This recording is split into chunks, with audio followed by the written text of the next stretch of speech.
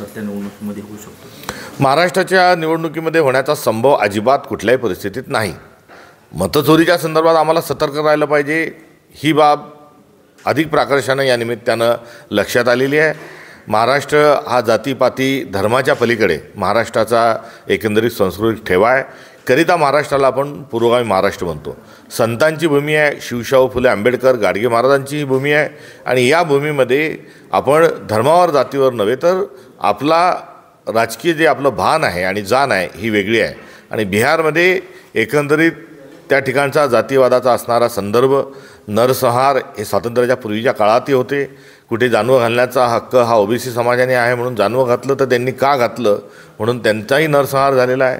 तो पुढे चालून 77च्या काळामध्ये समाजवादी जेव्हा आंदोलन उभं राहिलं तेव्हा जेनेवा तोडो भारत जोडो ही भूमिका मांडल्या गेली.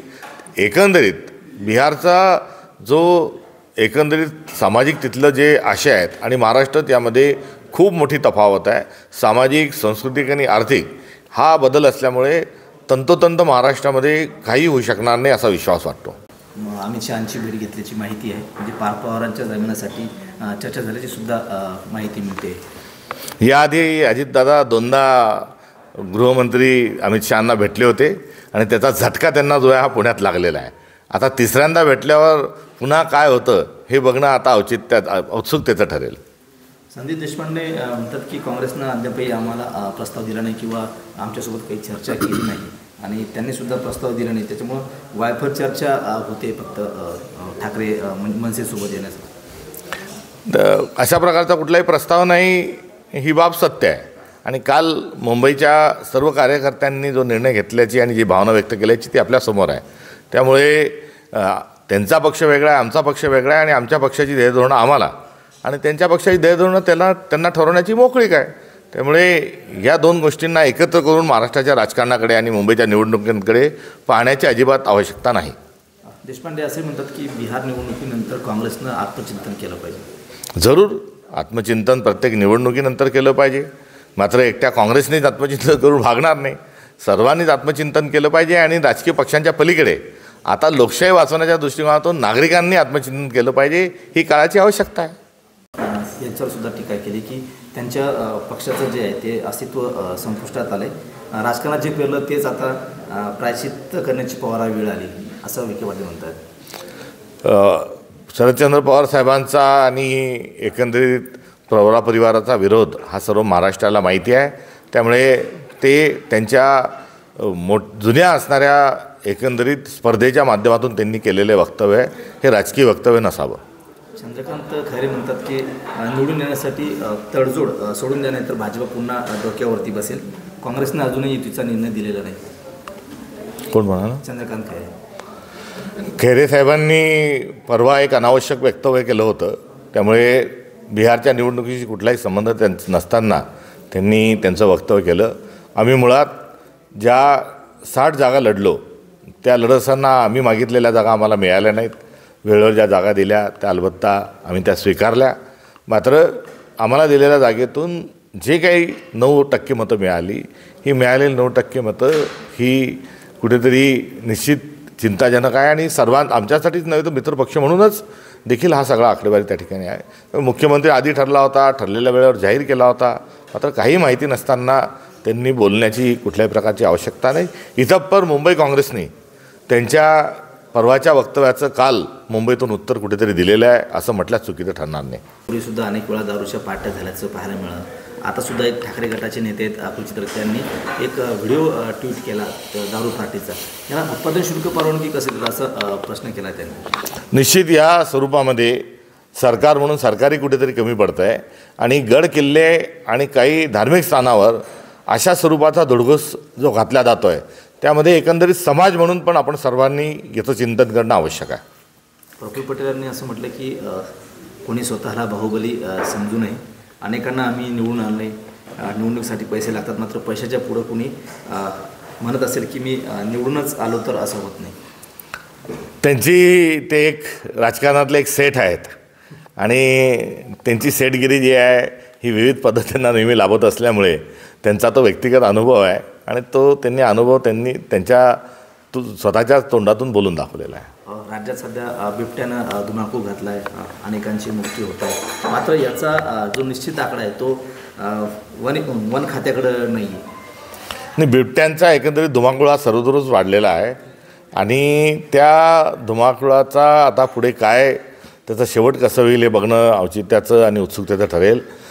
जंगलांमधले बिबटे जे आहेत हे नागरी वस्तीत यायला लागले आहेत. ते कुत्रे, जनावरं आणि आता माणसांवरही ते हल्ला करू लागलेले आहेत. त्यामुळे खरोखर सगळेच वन्य प्राणी, रानडुक्कर असेल, रोही असेल, हरणं असतील, या सर्वांचाच त्रास हा वाढत चाललेला आहे. आणि यामध्ये आता बिबटेचा प्राणघातक हल्ला असणं ही महाराष्ट्राची एक नवी डोकेदुखी आहे. आणि या संदर्भामध्ये एक समिती गठीत करून यावर ताबडतोबीनं एक ठोस स्वरूपाची कुठला तरी ॲक्शन प्लॅन हा तयार केला पाहिजे. अन्यथा आगामी काळात महाराष्ट्राची सर्वात मोठी समस्या बिबट्या असं देखील म्हटलं जाऊ शकतं. प्रतिक्रियानंतर आता भाजपा म्हणते की बिहार तो झाकी आहे लेकिन मुंबई अभी बाकी, म्हणजे मुंबईमध्ये त्यांनी अजून भाजप हा स्वतःच विजयी झाला आहे या आविर्भावामध्ये राहतो आहे. या गोष्टीचं मला हसू येतं. याचं कारण असं की राष्ट्रीय स्वयंसेवक संघाच्या विरोधात असणारे जे मुख्यमंत्री आहेत त्या मुख्यमंत्र्यांचा जनता दल हा विनोबाजींच्या आणि जयप्रकाश नारायणजींच्या यांच्या विचारातून तयार झालेला हा विचार आहे. हा सेक्युलरिझमला वाढणारा विचार आहे. हा राष्ट्रीय स्वयंसेवक संघाला सातत्याने कोसणारा लोहियांचा विचार राहिलेला आहे. आणि त्या विचाराला सोबत घेतल्यानंतर, आणि एवढंच नाही तर रामविलास पासवान हे देखील दलितांचे नेते होते आणि दलित हा संपूर्ण वर्ग आणि ही एकंदरीत असणारी स्थिती ही RSSच्या विरोधात राहिली आहे.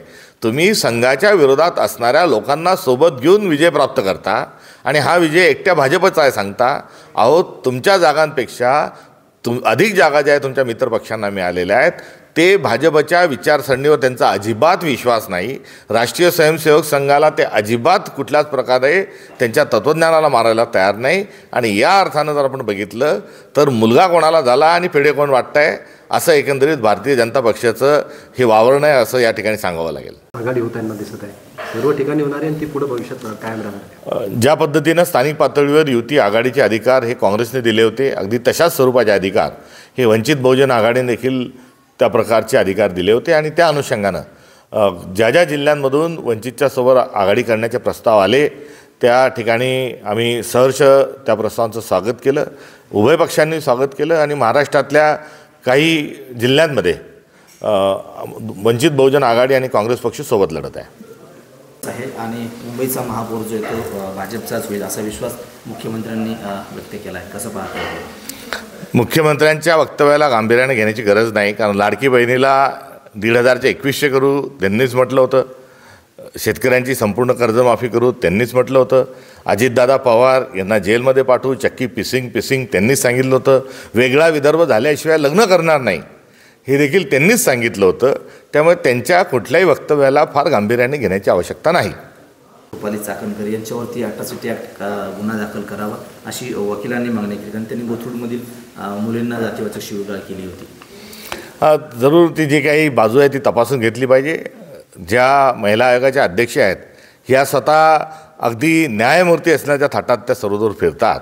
मात्र त्यांनाही कुठेतरी आवर घालण्याची आवश्यकता आहे. मागच्या प्रकरणांमध्ये जर बघितलं, आपण हागवणे प्रकरण जर बघितलं, डॉक्टर मुंडे प्रकरण जर बघितलं, तर यामध्ये त्यांनी जे आरोपी आहेत, जे शोषण ज्या लोकांनी केलं त्यांची पाठराखण करताना या दिसल्या. त्यामुळे त्या महिला आयोगाच्या नव्हे तर त्या शोषण करणाऱ्यांच्या पाठीशी उभा असणारं एकंदरीत त्यांच्या पदाचा ते दुर्वापर करत आहेत.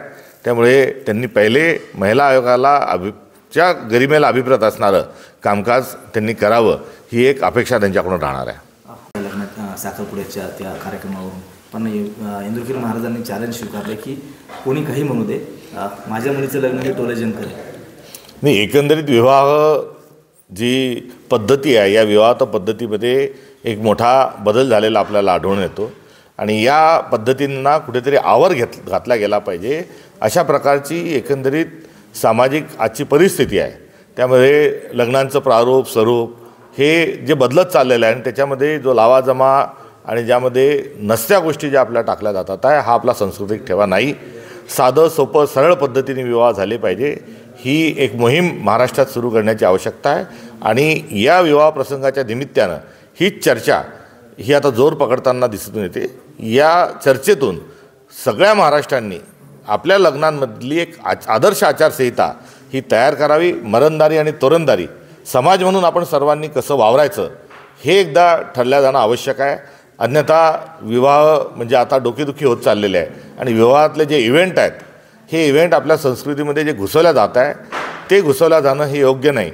एवढंही आज समाजाची असणारी जी एक मनस्थिती आहे त्या मनस्थितीला पुढे घेऊन जाण्याची आवश्यकता आहे आणि त्यातून एक निर्णय घेण्याची आवश्यकता आहे. भाजपचा वार्ड अध्यक्ष याची दिवसाढवळ्या हत्या झाली. कुठंतरी गृहमंत्र्यांच्या जिल्ह्यामध्ये कायदा सुव्यवस्था त्या ठिकाणी दिसत नाही. गृहमंत्र्यांच्या जिल्ह्यामध्ये गुंडांना ही पदं दिल्या जातात हा तिथला असणारा इतिहास आहे. जे तडीपार लोक होते त्यांना बोर्डावर नेमणे आणि कुठेतरी अजून दुसऱ्या आयोगावर नेमणे हा उद्योग गृहमंत्री मुख्यमंत्री सातत्याने करतात. नागपूरच्या मागे झालेल्या दंगलीतही त्यांच्याच एका संविधानिक पदावर कार्यरत असणाऱ्या माणसाचं उचकवलं होतं हा देखील इतिहास आहे. त्यामुळे महाराष्ट्राचं आणि नागपूरचं कायदा सुव्यवस्था बिघडण्याकरता देवेंद्र फडणवीस हेच व्यक्तिगत जबाबदार आहे हे गेल्या अनेक दिवसांपासून आम्ही सांगत आहोत. दादा, बिहारच्या निवडणुकीमध्ये काँग्रेसची मोठी हार झाली, काय कारण असू शकतात आणि त्याच्यावरती काय आपण एकंदरीत बिहारच्या निवडणुकीला जी ओटो चोरीचा आणि मतदार यादीचा जो मुद्दा होता अलबत्ता तो आपल्या ठिकाणी कायम आहे आणि त्या अनुषंगानं जे 70 लाख मतदान हे वगळण्याच्या अनुषंगानं आणि जवळपास तेवढंच मतदान वाढवण्याच्या अनुषंगानं झालेले जे आरोप आहे याची कुठल्याही प्रकारची शहानिशाही झालेली नव्हती आणि सदरच्या पार्श्वभूमीवरच हा निकाल आलेला आहे.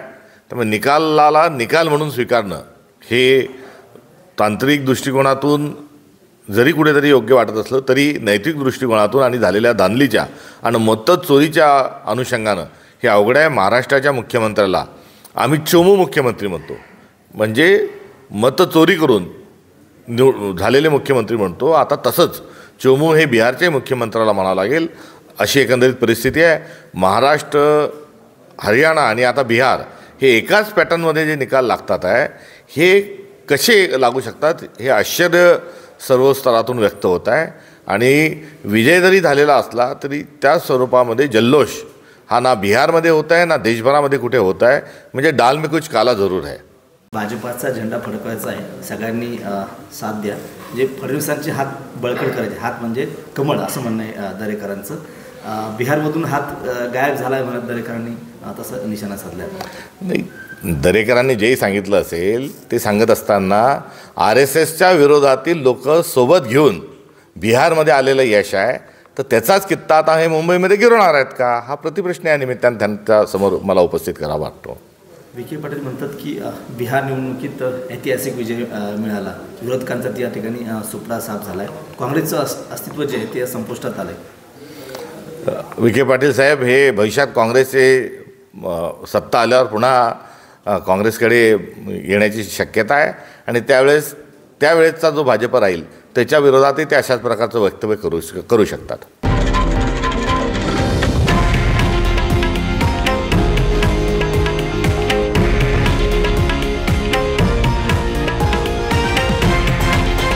हे आहे देशातील नंबर 1 न्यूज नेटवर्क आणि आपण पाहत आहात TV9 मराठी, एकमेव.